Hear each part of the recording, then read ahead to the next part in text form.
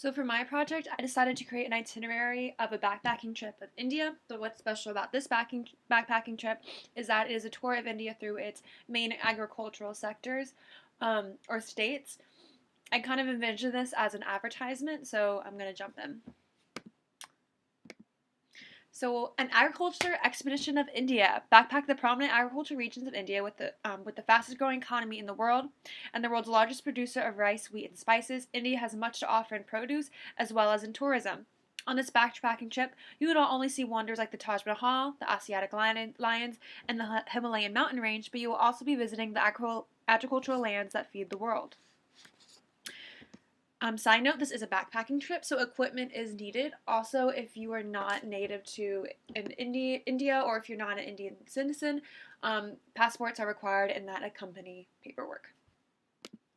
So this is just some India quick facts. 10% of India's total export is based on the agriculture sector.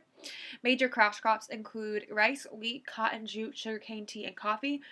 Today we're going to talk about rice, wheat, cotton, sugarcane, tea, and coffee, so we're going to leave out jute. On this tour, we will explore the subcontinent by visiting its most arable and agriculture productive regions.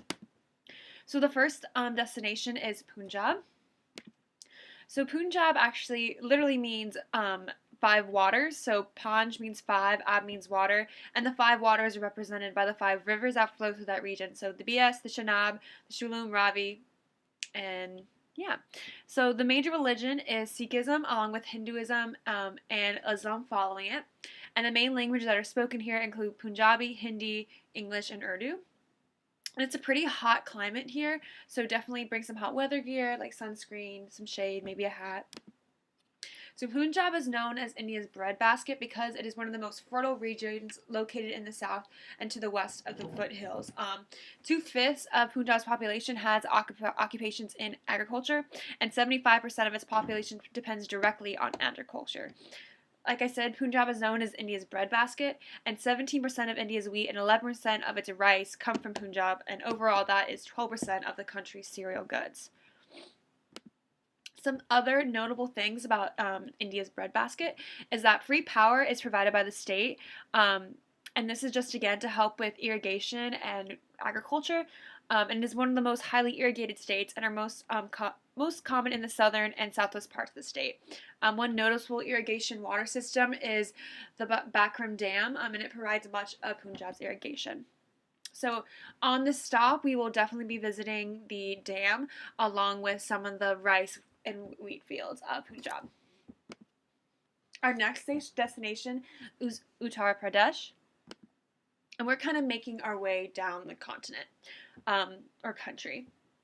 So this is the most populous state in India, Uttar Pradesh is, and it actually has the fourth largest state economy in India, and it is home to the World Heritage Series. Those are things like the Taj Mahal, and 65% of the population is dependent on agriculture.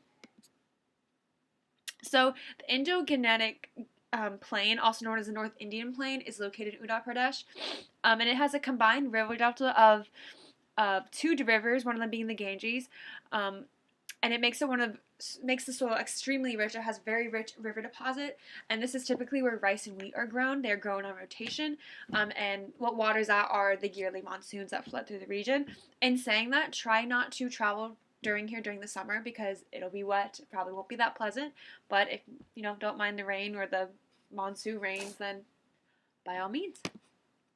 So the next one is Gujarat. So this is the growth engine of India. It's really known for its biodiversity because it experiences 8 different agroclimate zones from semi-arid to subhuman climates. And all different produce and cash crops are grown in these 8 different regions. Again, it's so diverse. It is able to be a home for lions, but also have a desert right in that little state. An example is the Rann of Kutch, which is a desert area. So Gujarat is known for its cotton. It ranks 4th worldwide in cotton production, right behind China, the U.S., and the rest of India, so that is crazy. Another thing is that it is really pushing the envelope in agricultural technology. It has 4 universities and is increasing the adoption of high-tech agricultural machines and things like that. The next one is Maharashtra. So, Maharashtra is home to Vena Lake and the city of Mumbai, so very populous regions and also very beautiful regions. It is actually divided into two by the Sahyadri mountain ranges that run along the coast. And these two regions are the Konkan coastal plains, which are mostly paddy fields and coconut gardens, and the other region is the Great River Basin. So, agriculturally, this state is mostly known for its sugarcane production. It contributes nearly 40% of India's total sugar production, and almost 82% of the rural population depends on agriculture for its livelihood. The state is also known for its mangoes. It grows especially here, and it's described as having a moist and buttery texture. It's not really too stringy and very juicy. So, definitely while we visit here, get one of those mangoes. I heard that they're also quite expensive, and you can get a crate for like $50. So the next destination is Destination Assam. This is definitely one of the more tinier states that we'll visit. However, it is very beautiful. Again, very diverse. It receives a lot of rainfall and has humid conditions. And because of that, like I said, it is very rich in diversity. And it is actually home to Asian elephants and the one-horned Indian rhinoceros. So while we visit the state, we will take a trip to the national park that's here. So Assam, agriculturally, is known for the world's largest tea-growing region, and agriculture is actually the dominant land use category in the state. It accounts for 54.11% of the total geographic area of the state, and this is due to its rich, loamy soil that it experiences and its heavy rainfall and its humid tropical climate. This is how it's able to grow so much tea. It actually produces about 507 million kilograms of tea every year. It's especially known for its black tea and from a plant that grows specifically in this region. The next state is Karnataka. So they actually are known for being the higher producer of coffee, but along with coffee, it also has some really beautiful sites like palaces and a biological park. I just put some pictures here that are options to backpack while on your tour. So Karnataka has a very interesting history.